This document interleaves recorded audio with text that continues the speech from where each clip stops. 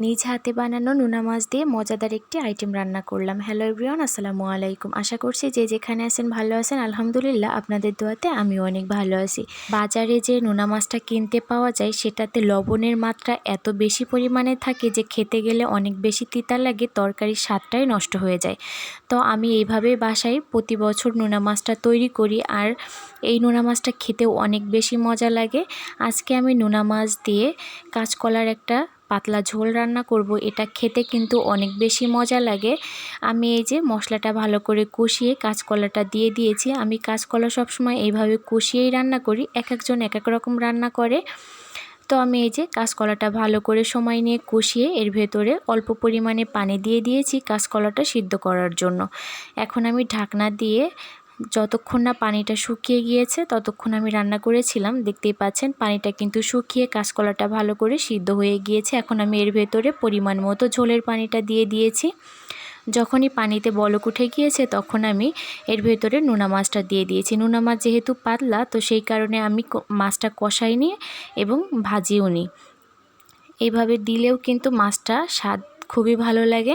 আমি এখন ঢাকনা দিয়ে রান্না করব। আমি আগের একটা ভিডিওতে নোনা মাছ রান্না করেছিলাম, তো একটা আপু আমাকে কমেন্ট করেছিল যে আপু আপনার ইলিশ মাছটা কাটা হয়নি। তো নোনা মাছ কিন্তু এভাবেই কাটে। তো যাই হোক, আমার কিন্তু রান্নাটাও হয়ে গিয়েছে। দেখেন কতটা লোভনীয় লাগছে, খেতেও কিন্তু অনেক মজা হয়েছিল। কলাটা রান্না হয়ে গিয়েছে। এখন আমি তেলাপিয়া মাছ ভুনা করব। তো তার জন্য তেলাপিয়া মাছটাই আমি ভালো করে লবণ হলুদ মাখিয়ে মাছটা ভালো করে ভেজে নিয়েছি। এখন আমি ওই তেলের ভেতরে কিছু গোটা মশলা দিয়ে দিব। যখনই তেল দিয়ে সুন্দর একটা স্মেল বের হয়েছে তখন আমি এর ভেতরে এই যে বাকি মশলাটা আমি দিয়ে দিয়েছি।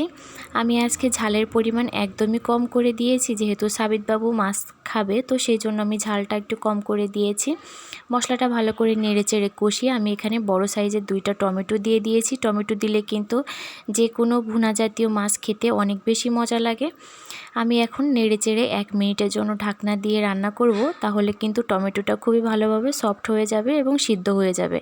দেখতেই পাচ্ছেন টমেটোটা কিন্তু সিদ্ধ হয়ে গিয়েছে। আমি একটু নেড়েচেড়ে এর ভেতরে 1 মগ পানি দিয়ে দিয়েছিলাম। যখনই পানিতে বলক উঠে গিয়েছে তখন আমি একে একে মাছগুলো দিয়ে দিয়েছি। মাছটা আমি এখন হালকা হাতে একটু নেড়েচেড়ে ঢাকনা দিয়ে 5 মিনিট রান্না করব, তাহলে কিন্তু মাছটা ভালোভাবে রান্না হয়ে যাবে এবং সিদ্ধ হয়ে যাবে। 5 মিনিট হয়ে গিয়েছে, দেখতেই পাচ্ছেন ঝোলটা কিন্তু ঘন হয়ে গিয়েছে। আমি আবারও আলতো করে একটু নেড়ে দিব যেন মাছটা ভেঙে না যায়। এখন আমি এর ভেতরে যেই জিনিসটা না দিলেই নয়, ধনেপাতা। আমি আমার টেস্ট অনুযায়ী ধনেপাতা কুচি দিয়ে দিয়েছি। ধনেপাতা দিলে কিন্তু টেস্ট দ্বিগুণ হয়ে যায়। এই যে এখন আমি আবারও ঢাকনা দিয়ে 1 মিনিটের জন্য রান্না করব, যেন ধনেপাতার যে স্মেলটা সেটা মাছের সঙ্গে খুবই ভালো করে মিশে যায়। 1 মিনিট হয়ে গিয়েছে, দেখেন কতটা বেশি লোভনীয় লাগছে, মাশাআল্লাহ। তো এই যে আমার রান্নাটা কিন্তু হয়ে গিয়েছে। আমি আপনাদেরকে একটু কাছ থেকে দেখিয়ে দিলাম কতটা বেশি লোভনীয় লাগছে। এখন আমি চুলোটা বন্ধ করে একটা পাত্রে নামিয়ে নিয়েছি। আজকের রান্নাগুলো আপনাদের কাছে কেমন লেগেছে আমাকে কিন্তু কমেন্ট করে জানাতে ভুলবেন না। সকলে ভালো থাকবেন, সুস্থ থাকবেন, আমাদের জন্য দোয়া করবেন। আল্লাহ হাফেজ।